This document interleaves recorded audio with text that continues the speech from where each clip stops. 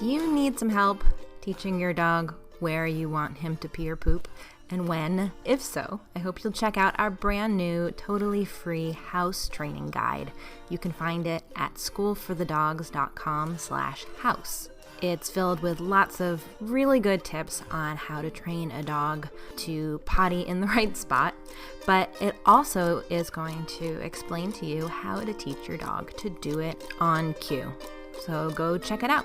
schoolforthedogs.com/house.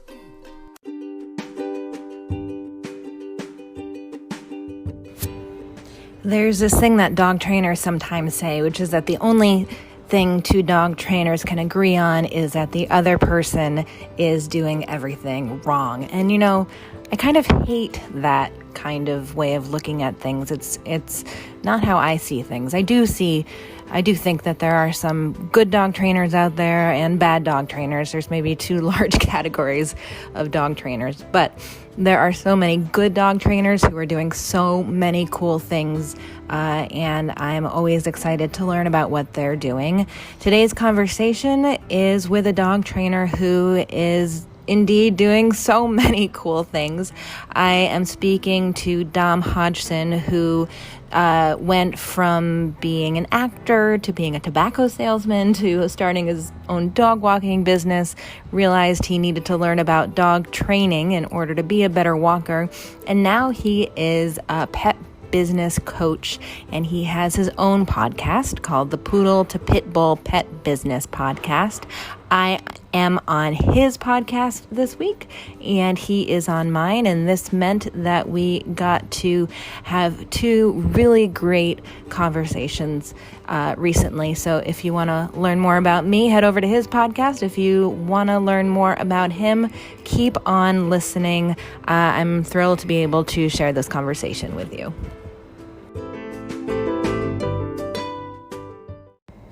Also, I'm doing another free Q&A next Thursday at 4 p.m.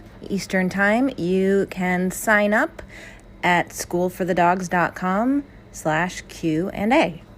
And now for something completely different.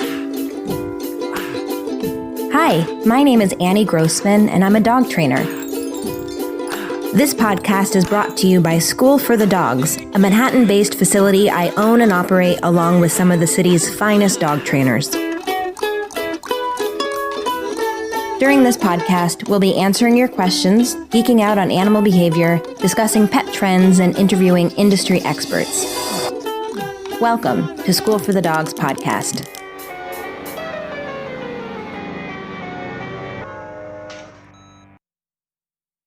Hello, and thank you for having me on the show, Annie. My name's Dom Hodgson. I am a dog trainer, a pet business coach, and a regular dog owner / lover as well. And I live in Sunderland, which is a city in the northeast of England, probably near Newcastle. That's probably where most of your listeners will maybe be familiar with the nearest. What is your business called?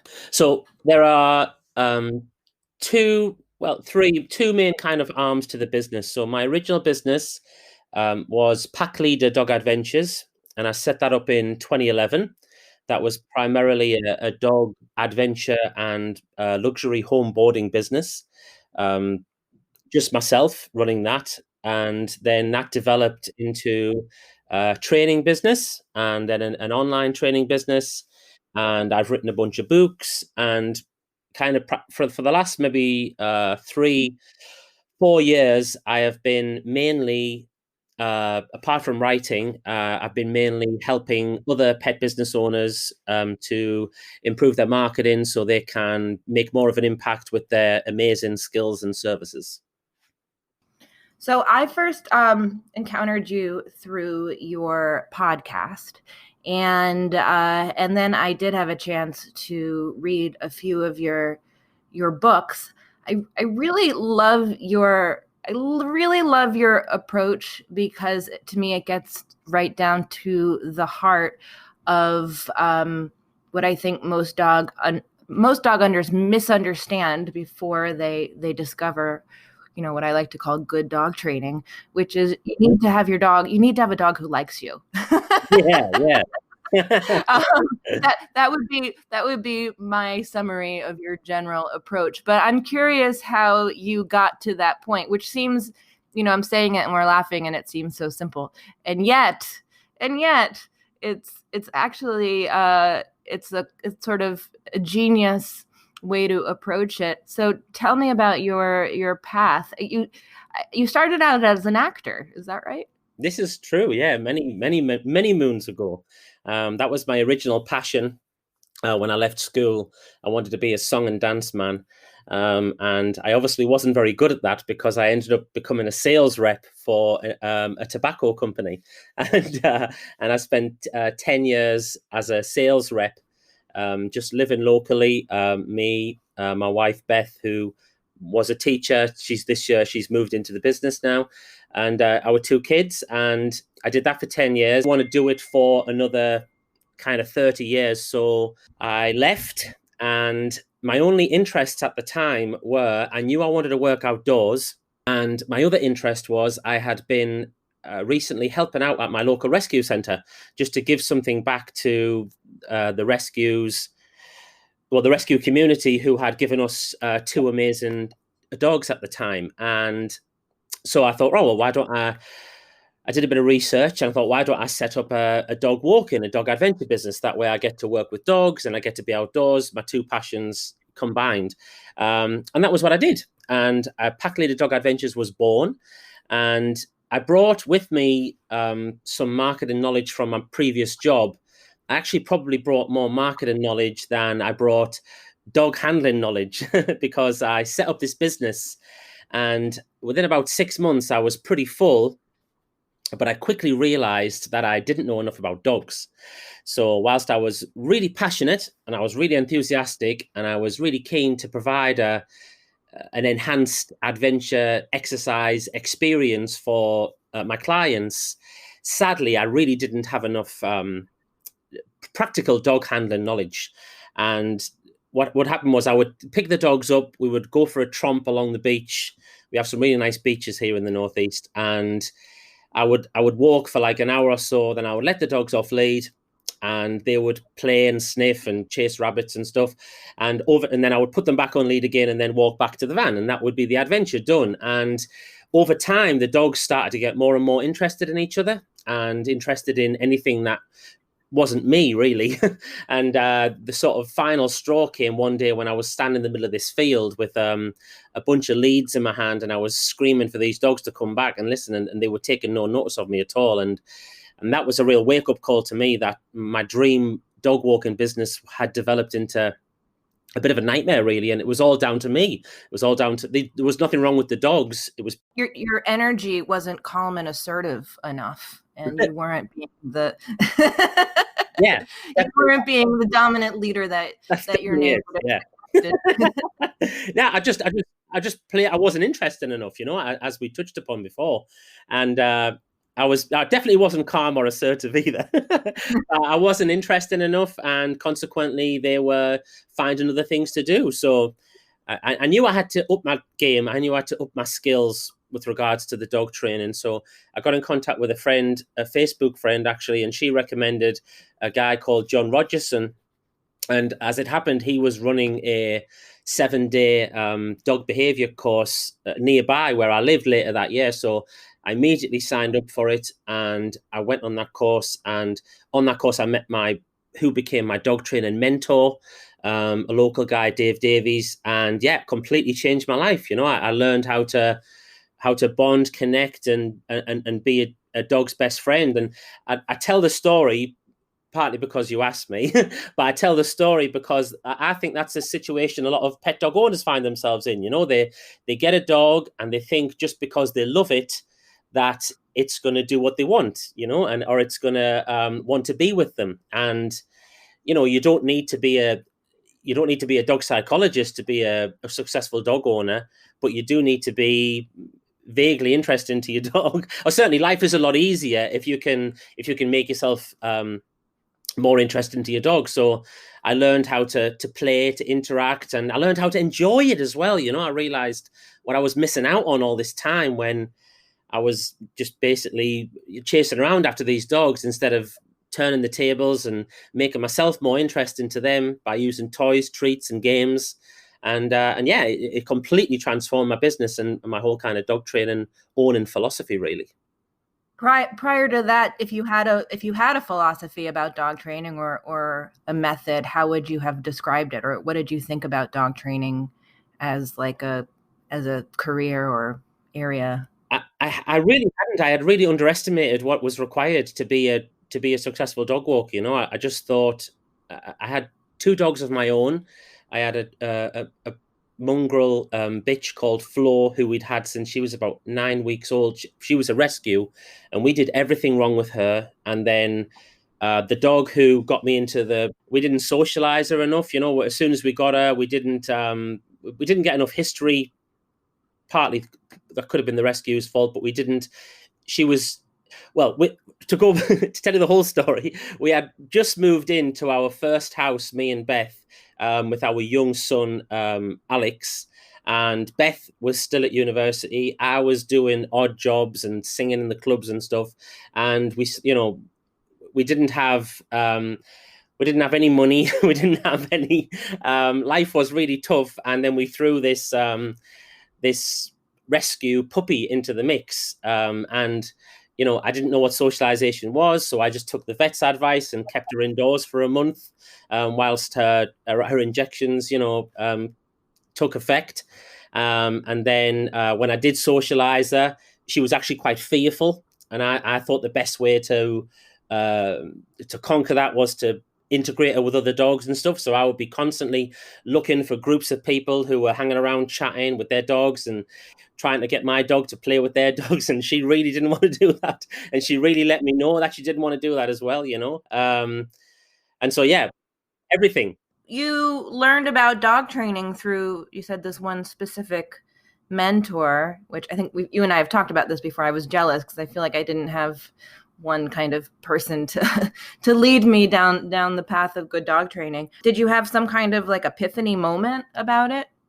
Yeah, there really was, actually. So the whole now, bear in mind, I hadn't. So when you asked before where had my dog training knowledge come from, it hadn't come from anywhere apart from watching the likes of the Dog Whisperer on the telly, and thinking, wow, he seems to have all this. He seems to have it right, but then what he was doing. Oh yeah, I mean, I also felt the same way. This guy's clearly amazing. How could you say otherwise? What's not to like, I mean, he doesn't even have to, he just looks at a dog and it does what he wants, and that's, I mean, as we know, it's not everything as it appears, but I think that having quite a strong personality, that's a really difficult thing to teach people who don't have a strong personality, and it isn't necessary anyway. But that was all my experience. So when I went on John Rogerson's 7-day dog behavior course, everything was like a light bulb moment almost, because I was just the green-eyed dog walker sitting at the back of the room, asking all the dumb questions but getting fantastic answers as well. But what happened was John roped in a friend of his called Dave Davies, and Dave came along to do a scent work demonstration with his little rescue dog, Hamish. This is a dog who Dave got from the rescue when he was a police officer, and he became a firearms and narcotics and cash detective dog, and so anyway, we walked into this hall where Dave was standing in the middle of the room, and he just had a tennis ball, and Hamish was like this little scruffy little terrier, but in his eyes, he was just like locked onto Dave the whole time. And Dave had him jumping in the air and spinning round and doing rollovers. And Dave was having a great time, and Hamish was having a great time. And that really was my light bulb moment.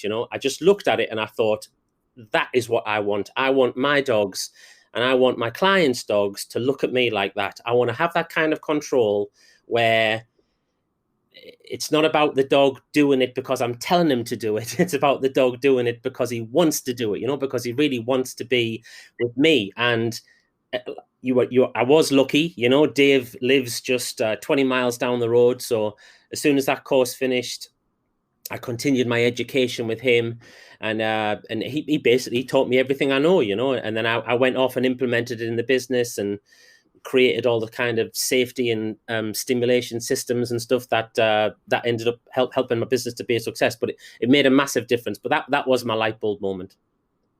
So interesting. I think that idea that it's possible to have a dog that will do what you want the dog to do without you constantly telling the dog to do that's another kind of like simple but complicated line of thinking, because I think we as humans are so conditioned to think like dog training is about I say sit and you sit.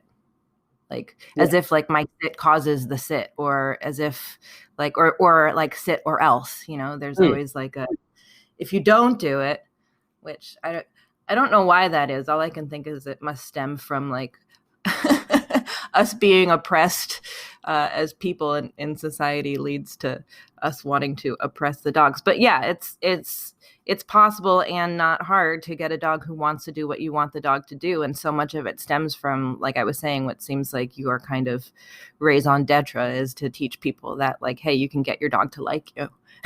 Yeah, you can. And the easiest, you make life a lot easier for yourself if you only allow the dog to enjoy doing things with you, So there's obviously the dog wants to do stuff. Most dogs want to do things. They enjoy doing things. They enjoy running, chasing, exploring, or, they might enjoy tuggy or fetch or whatever, sniffing. And if you're the provider, which obviously requires you to do stuff, it's not, I'm not saying this is totally, it's not just about walking around calm and assertive and having a dog follow you around, I'm often, it takes effort. It should be fun effort. And if it's not fun effort, then maybe it's not, the right situation for you or the dog. Exactly. Yeah, exactly. But the whole, play with your dog, be your dog's superhero type of thing. That was like the big light bulb moment for me, which became like the philosophy. But tied with that is this element of, you'll make life a lot easier for yourself if you only let your dog enjoy doing things with you, So I don't, the dogs that come on our adventures, we don't particularly let them play and chase each other. We much prefer to provide the play and the stimulation through us, through the games that we play. That way the focus is always on us, and this is what makes the dogs kind of gravitate towards you, and certainly been the case with my dogs as well. It requires you to be a little selfish, and it doesn't, some people don't like it, when you're out and about in the park and they might see you and your dog as like an easy 10-minute play session for them, but I am quite selfish with my dogs. I like my dogs to enjoy being with me because I enjoy being with them, and it makes for an easier life, basically. I tell dog owners when I take my dog to the dog park, which I try and do, only thoughtfully, only after sort of gauging which dogs are there, what the space is like. But I try and think of it as like, this is me and my dog hanging out at the dog park this is me and my dog where we have a chance to hang out with him off leash and he can sniff around. And the rest of this park, he has to be unleashed. But in this area, he can be off leash and we're hanging out together. I mean, even if I'm, 10 feet away from him or 20 feet away from him, like we're still there as a unit together.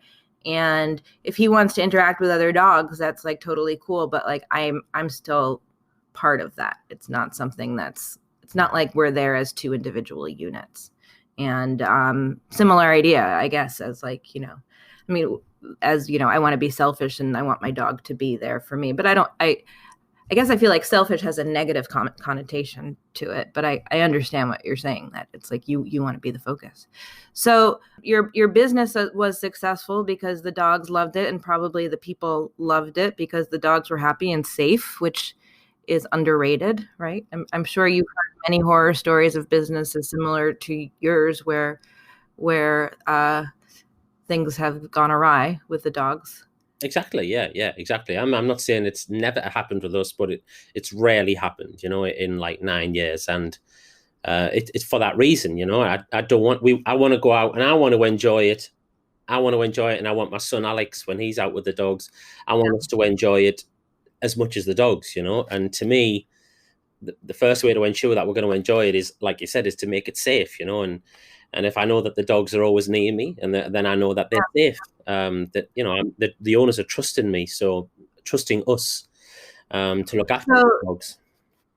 So was this a financially successful business? Yeah, for sure. Yeah. And it's still going now. We scaled it back a bit. So we've had numerous staff levels over the last 5, 6, 7 years. And now there's just me and Alex.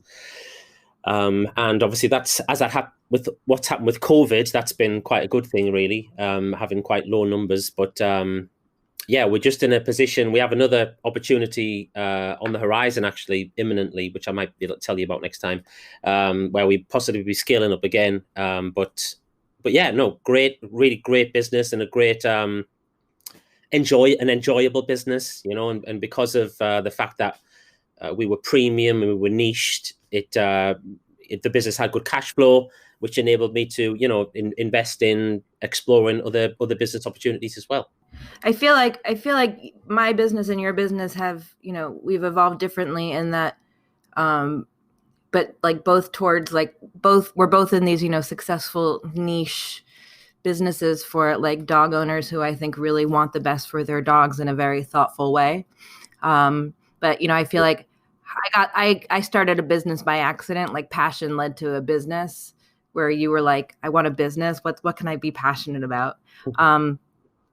But then the other thing is, I feel like we didn't become niche on purpose. Like we started out, putting paper posters on signposts and, offering free first sessions left and right. And, and ended up having to become more and more niche, basically having to charge more and more, because like to run a business right in New York City, like you can't be giving things away. Mm-hmm. You want to if you want to have a nice space for people to come, if you want to have, if you want to have staff that you can pay a living wage, this, that, and the other, but then that forces us to end up having like a certain kind of client who, and then a subsection of that client base, which is like people who like get what you're doing. And it sounds like we both have this sort of like self-selecting group of like wonderful people who are doing business with us. And I'm so interested to learn about how you then parlayed that into a business helping budding dog professionals, because I'm interested, because I would like to maybe know how I could do that too. Mm-hmm. Can you coach me on how to become a coach? For sure. Yeah, for sure. Absolutely. The other thing is, I think it's a really interesting thing right now, because we're totally living in a moment where people are exploring plan B options, whether or not I think those options are going to be lucrative or not. I mean, I think some people are maybe like figuring out how to like dive into their hobbies at home more, just because they're home more. And in a lot of cases, I think that might end up leading to some sort of professional path. So tell me about how you got into that area of the business. And also then I would love to learn how it's changed in the last, 6 months. Yeah, sure. So the transition for me happened because after my kind of big light bulb moment, it took about another year of growing, and then the business was full, and then I took on my first staff member, and we grew again, and then we got full again. And I kind of just to tie in with what you were saying before, actually, I didn't want to go big with staff and numbers at the time anyway. And so I thought, well, what else can we do? And the girl who was working for me at the time, she was running an online horse store. Selling stuff for horsey people, and I had an idea to do an online dog store as well. So we did that together as like a partnership. Anyway, one reason or another, the partnership didn't really work out, and so I decided to do the dog store on my own. So plowed another bunch of money into that, only to realize once it was all kind of up and running that it really wasn't. What was the dog store? It was Pack Leader Dog Adventures, like online store, basically. So it was leashes. Yeah, all kind. Yeah, high end treats, toys, apparel. all that kind of thing. Again, this wasn't. It was easier to do because I was so premium with the dog adventure business. I had like a good base, so I had a cash flow to be able to invest in trying something new. And I invested a lot, and trusted a lot of SEO and Google pay-per-click, in inverted commas, experts who said that they knew how to do all this. And then it didn't work out. It didn't work out for lots of reasons, but mainly I think it was because it wasn't. I wasn't really into it. I mean, I was into it as in whatever I do, I'll put 110% into it. But that whole thing of, getting the deliveries, packaging up, sent on again, like I wasn't enjoying that at all. And I was I felt like I was throwing good money after bad as well, because the guys who I had trusted with the marketing side of things, I didn't feel like they had come through with what they had promised. Again, I'm not blaming them, blaming me. It was me who invested in it. But that was a kind of another big light bulb moment for me, which was, I really didn't know enough about marketing. I didn't know enough. I was passionate again. I was passionate about the store, but but that passion didn't pay off in the same way as it had done for my bricks and mortar dog adventure business, So then I went on a big kind of marketing journey, similar to what I did with the dog training, and I invested in, coaches and courses and masterminds and all this kind of thing to basically up my marketing knowledge. So, and then I got really good at certain things, got really good at building an email list, writing emails, creating online courses, writing in general, worked really hard to do all these things. And then that led me to writing my first couple of books and creating some, like, an online dog training inner circle. You really thoughtfully decided you needed to get good at marketing. Yeah, I really did. Yeah. I knew that was kind of a missing. Were there some like particular resources that helped you? Yeah, so I had a bunch of mentors along the way. Ben Settle, he is like an email specialist, so I was in his inner circle for a while. A guy called John McCulloch, the Evil Ball Genius. His kind of moniker. He's like a direct response. What is an inner circle like? It's like a membership, like a membership, so you'll get access to resources and who else? So Dan Kennedy and stuff as well. These like more kind of what a lot of inexperienced business owners would class as being like old-fashioned marketing methods, but more tried and tested, in my opinion, than a lot of the sort of fluffy bunny stuff that a lot of people do these days. So that was like, and many others as well. Many others. Vicky Fraser, she helped me with the book writing side of things. I did her book writing course. What's the fluffy bunny stuff? Just people kind of spreading themselves too thin across 4 or 5 different social media platforms and not really, not really making any impact on any of them, not really building a list. It's all just they put content out there, or they put stuff out there, and it's on there one day and it's disappeared a couple hours later, and then they've got to do something else. And rarely is the stuff that they're putting out connecting with people in their town who could potentially buy their services, Right. Interesting. And of course, I see a parallel between the two things, the two areas you became an expert in: first dog training and then marketing, right? It's about like getting other animals to like you. Yeah, absolutely. Yeah, absolutely. So Dave, one of Dave's big lessons that Dave taught me, Dave Davies, was you've got to get the dog's attention. You have to get the dog's attention. If the dog isn't looking at you, then the dog isn't listening to you. And then, so it's pointless teaching him anything unless you've got his attention, which is where the whole, find out what the dog likes. And I call it the dog's kryptonite. Got to find out what the dog's kryptonite is, find out what he likes. And once you know what that is, well, then you've got a really good chance of getting his attention. And then you've got an even better chance of teaching them something. And yeah, as you say, similar with marketing, you've got to get the attention of the ideal prospect, and you need to put the right kind of bait out to get them to I didn't know I was going to be as like excited about dog training as I was until I got into it. It's addictive when you feel like you can get you could get a dog's interest, right? Because dogs are awesome. Like if there's a dog in the room and you're the person that the dog wants to be with, like I don't know, that to me that's like a great thing. In high school, I did this 1 year in high school that was like in a very small school where they actually had a dog at the school. And I think in the yearbook, I was voted nicest to dog. Now looking back, I think maybe it was also maybe like something of a social crutch. So as you learned about marketing and you were successful, then were you just like, oh, I need to figure out how to help other people figure this out too? Yeah, so people start asking you as well, so people start saying, can you're really good at this, can you show me how to do this, or what, and then, oh, you've written a book, like I wish I could write a book, that kind of thing, and so yeah, that I think it was 2017. I did my first seminar, just called it I did 2 seminars. I did a How to Be a Dog Superhero seminar, which was like a dog training one, and also a Grow Your Pet Business Fast seminar for pet professionals, dog walkers, trainers, groomers, daycare owners.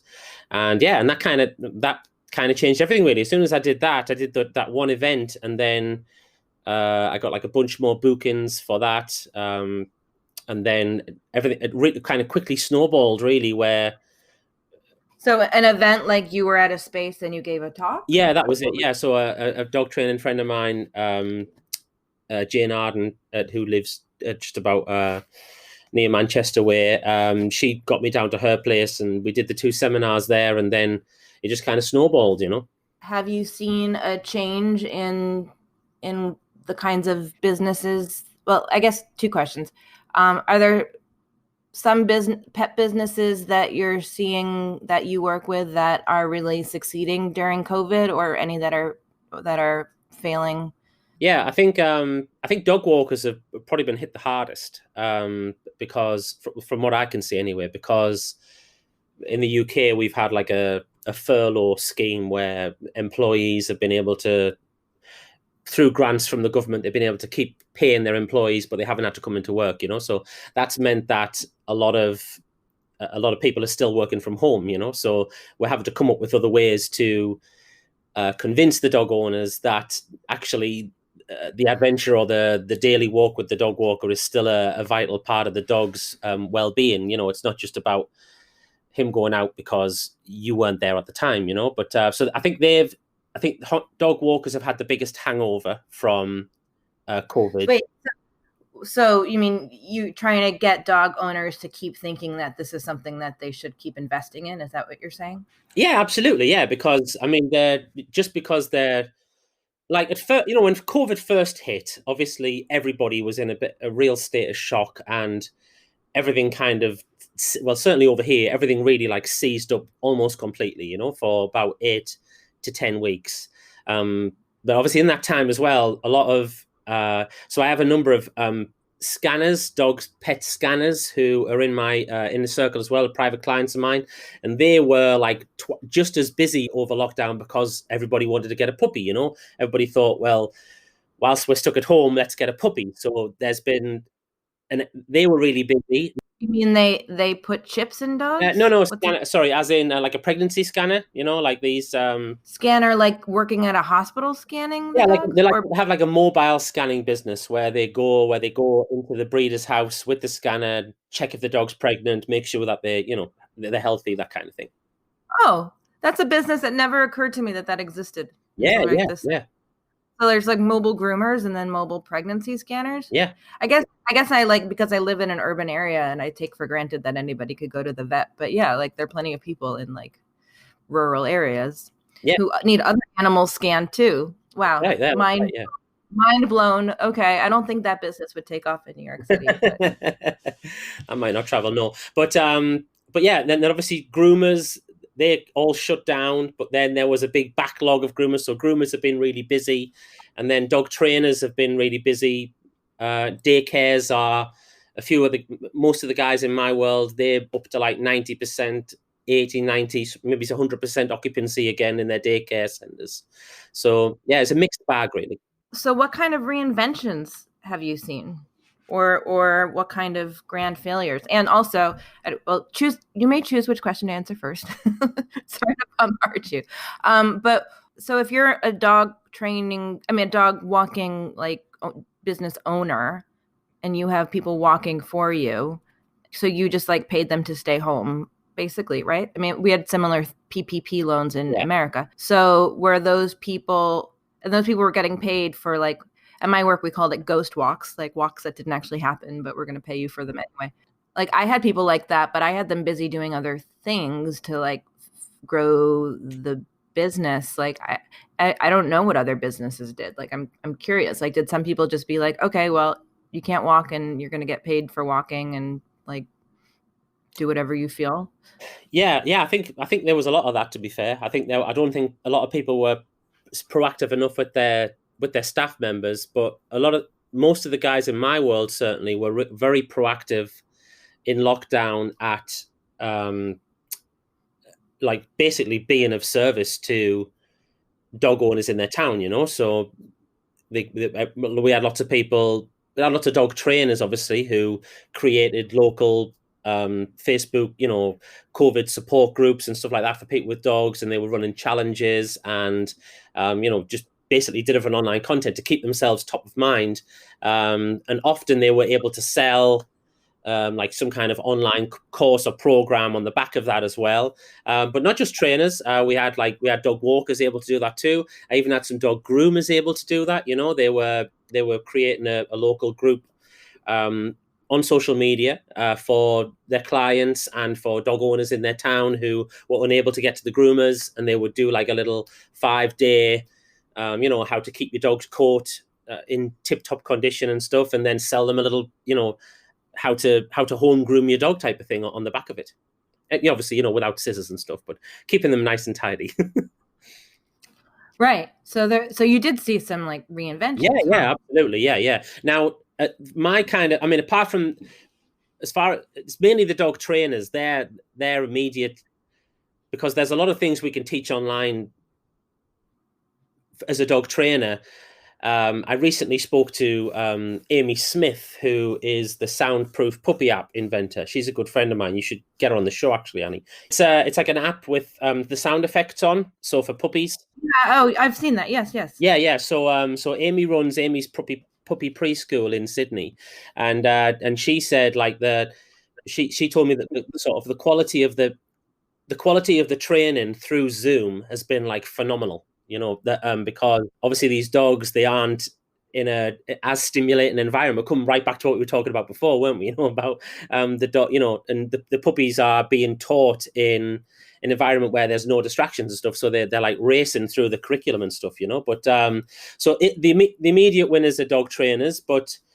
And people have time to work at home with their dogs now in a way that they might not otherwise. Yeah, exactly. Yeah, exactly. And with the sort of the groomers and the daycares and the dog walkers, a lot of the stuff that we were doing was mainly just to keep you top of mind, So my advice to anybody who is suffering from a local lockdown now, or anything else, and is you got to keep marketing. You got to keep doing something to communicate with your existing clients and reassure them and let them know that you're there for them, but also to be there for the wider dog community in your town, and people remember if you are somebody who comes through for them at a time when they're lacking connections and stuff. So yeah, that was the main reason why I kept everybody going, and I think it's been a big reason why they've all recovered pretty well from what happened. So interesting. So do people pay you as like a coach then for like a 6-week period? Yeah, so we have a couple of rolling programs really. So there's a Pet Business in a Circle is the entry level, like the intro level, and so we have a private Google forum. The guys get access to a bunch of online. Online materials. we do live question and answers a couple of times a month, and then they get like a 12-page newsletter. And if you can see, I'm showing you this now. They get like a 12-page newsletter once a month as well.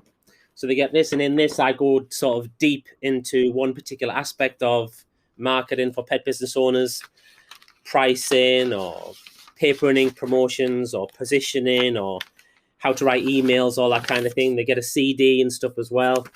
And so I try to give people a really good mix of online and offline, printed material, visual stuff, audio stuff. So they get a nice mix because people learn different ways, obviously. So interesting. And what do people pay, and how long of a period is it for? So that's just like rolling, really. There's the PBIC Gold membership that just rolls on. That's like I think it's 97 English pounds a month for that. And then I have two smaller private coaching levels, like a PBIC Diamond and a PBIC Platinum. And these are for bigger pet businesses, people who have staff, people who have like number of different arms to the business, a bit like yourself, really, I guess. You know what I mean? If they've got like training and daycare or walking, and depending on the needs of the business, obviously somebody just starting out as a dog walker or a dog groomer, well, they're going to get a lot of information from my lower level, my lower level group, whereas a bigger business like yourself, I'm not trying to push myself here, I'm just like yourself, but you have quite you've done a lot of the basics, you have maybe some quite unique problems you think that are unique to you, and you'll probably benefit from more of a sounding board really than anything else. I think I need to hire you to help me set up something like what you have set up. Yeah. Well, we have a number of people who are doing that now as well in my world. We've got a Katie Guastapaglia, she's one of my platinum members. She has originally had a field business, like a field hire business, and she's a dog trainer as well. And I don't know what that is. A field hire business? Like a field, like where people come and hire the field for an hour, so they can let their like an actual field. Yeah. We're talking from very different places. I'm like a fenced-in field, So there's field rental service is like a thing? Yeah, it's a thing. For dogs, or you can rent a field for any reason? Well, mainly for dogs, because then obviously it's safe. See, that's what it's for, people who they want to enjoy like a nice safe exercise session with their dog, or maybe their dog has a bad recall and stuff like that. So but anyway, I didn't never know this was a thing. So people like say like, hey, I have a big field, you can rent it out for your dogs to play? Yeah.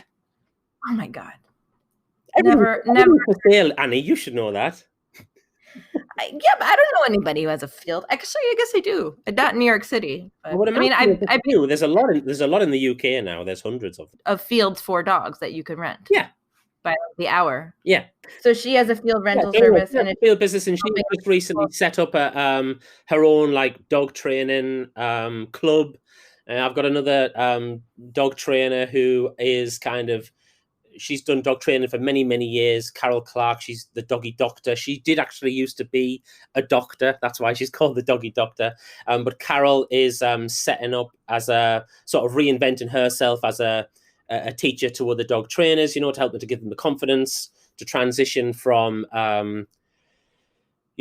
just going on lots of courses to actually go and doing the consults and stuff, so she's helping them with that. And so we're helping people. I help people to, fix their business, their immediate business. And then I help them to kind of reinvent and explore new opportunities and stuff as well. Here's two things I've learned as a business owner. Again, not having gone into a business with the idea I was going to run a business. So I've had a lot of revelations, but one is like, there are a lot of things I could do, but I could pay someone else to do them. And then like, I will have time to do something else, like how to like economize time. Like, like I could put up a shelf, like I know how to use a drill, but like sometimes it's worth it for me to have someone else do that, because then I have time to do something else that only I can do.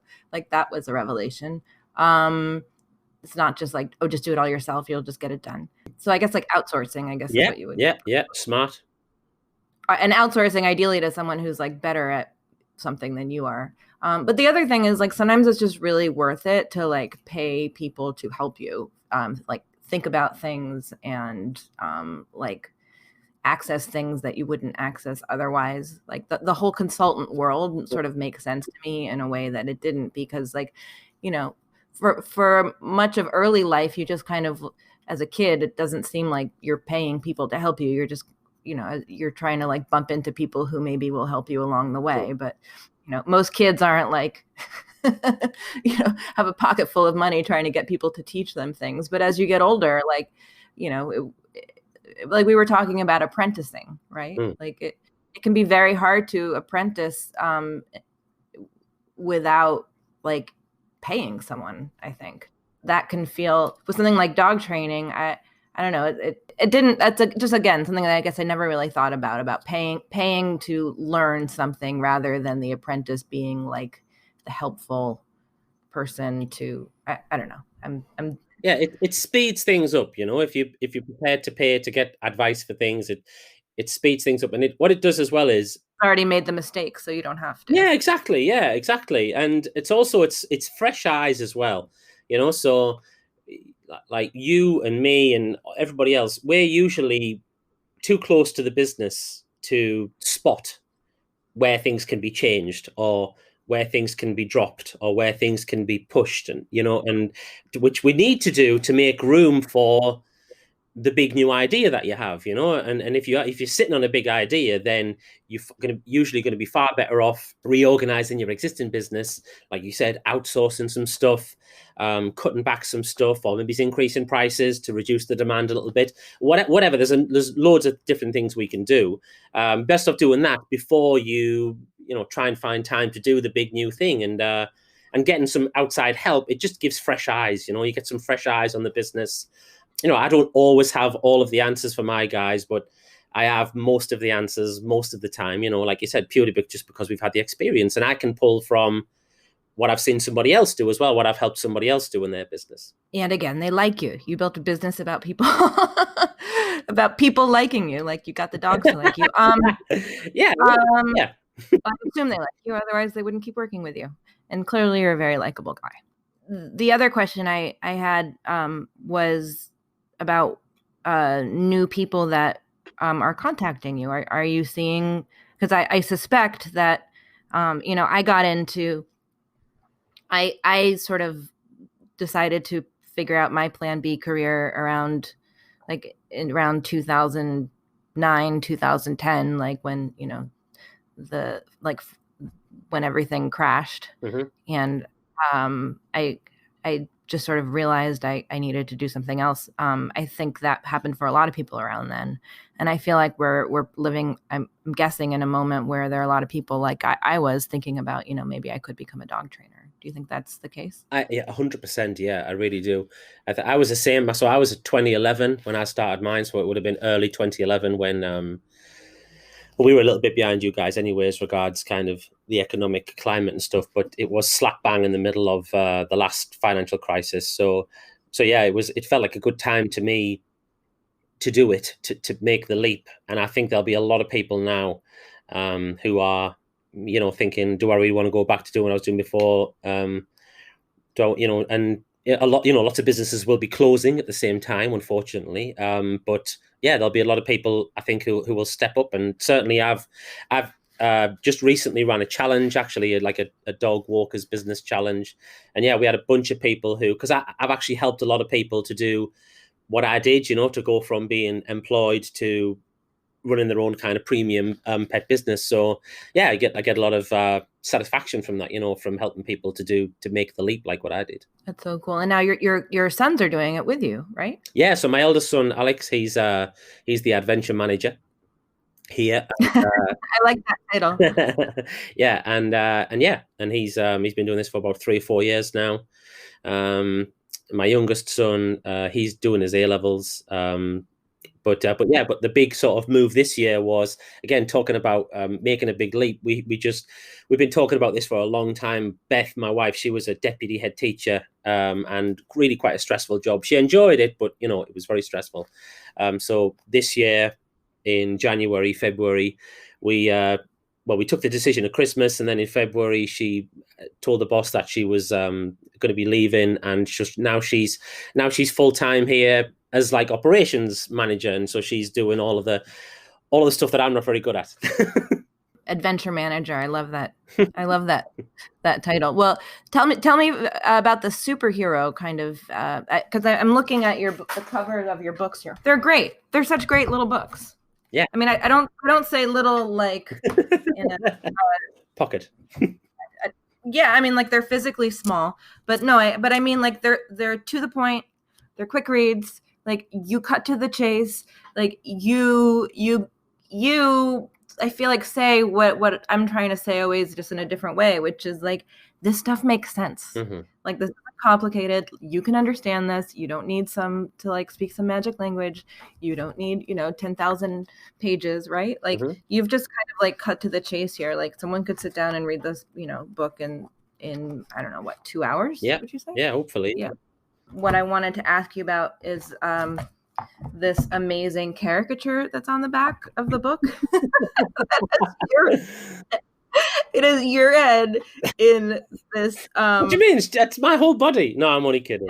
No, your actual body in a superhero outfit that's like gold and super muscly with a maroon cape and maroon gloves and like a maroon. It's the Iron Man clothes. I don't know if you can tell. Cod piece.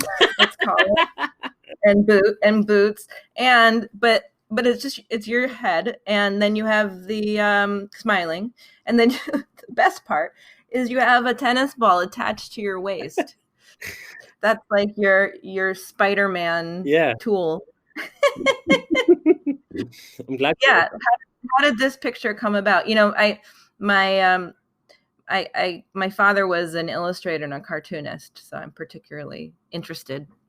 Cool. So the credit for that really must go to, the idea for it must go to my good friend Vicky Fraser, who was I invested in her how to write a book course about 4 or 5 years ago, and so I did that, and I started to write the book. And the original title of the book, the working title of the book, was The Dog Audit, because this is like a course that helps you write. Yeah, it was like a course to help you to write a book, and my original working title was The Dog Audit, and that is actually a chapter in the book, because that was one of the things that I learned from John and Dave, was like, you find out what the dog likes. If it's pointless using a clicker and hot dogs if the dog just likes tennis balls. Like let's find out what the dog likes first and make life easy for ourselves. So I did this whole dog audit thing, and Vicky said, but I had a sentence in my draft first chapter on my introduction, and I said something like, your dog will follow you around like your Spider-Man, or you can be your dog's superhero, and it was Vicky who said, she said the dog audit, she said it's a bit dry, she said you might want to jazz it up a bit with a superhero thing. So that was where the whole superhero thing came from. And obviously at the time I was talking about using the dog's kryptonite, and so that kind of sinks in with the whole superhero vibe. So yeah, that was where it came from. It's genius. It's so great. Yeah, it's true though. Like audit seems like I picture like, like you're hunched over a calculator, punching buttons. But that could be someone else's brand, The dog, we're gonna come audit your business and then give you tennis balls. If only. I'm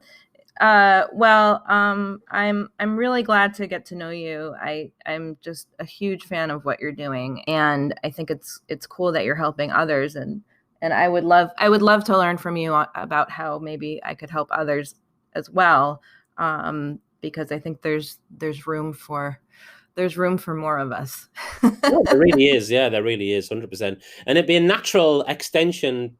From what I know from already talking to you about what you're doing, I think there'll be a natural extension for you to be able to impact more people's lives and help more people to do what it is that you already do so successfully at School for the Dogs. Definitely, yeah, we can definitely scale that. Yeah. And we have a book in the works, but right now we're trying to get people to our online course, which is kind of a book. I mean, it's all content coming at you in one form or another. It's just like you said, it's like, how do you learn best? So, yeah, like our online course comes with like a textbook. So if you just want to sit down and read something through. Well, I look forward to talking to you again. This is our second conversation in a week, and I feel like we are going to have to talk next week. Just keep it going.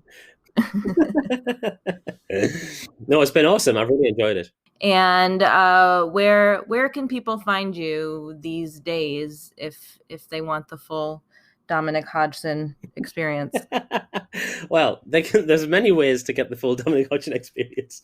They can just Google Dominic Hodgson dog trainer. I check out the books on Amazon. There's I think there's about 8 books on there now.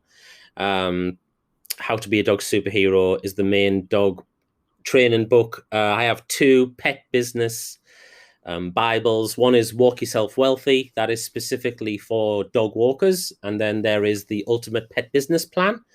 And I have a podcast called the Poodle to Pitbull Pet Business Podcast, which Annie was the lovely guest on. And yeah, if people want to kind of reach out and find out if they want to find out more about what I do with regards to helping them with their pet business, you can go to growyourpetbusinessfast.com/33 ideas, 33 ideas, and you get 33 marketing tips, hints, strategies fired into your inbox, one a day for 33 days. And by the end of the 33 days, you can decide whether you think I'm the real deal or whether you think I'm full of it, and then take it from there. Yeah. And we have That's a really and everything, coaching services as well. But join the email list. That'll be the best way to find out more about me. Awesome. Well, let's talk again soon. Thank you so much for your time. And I sure hope this recorded. Don't say that, Annie. Don't say that.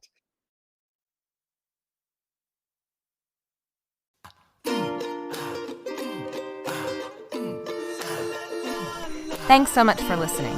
You can support School for the Dogs podcast by subscribing, leaving a 5-star review, telling your friends, and shopping in our online store. Learn more about School for the Dogs and sign up for lots of free training resources on our website, schoolforthedogs.com.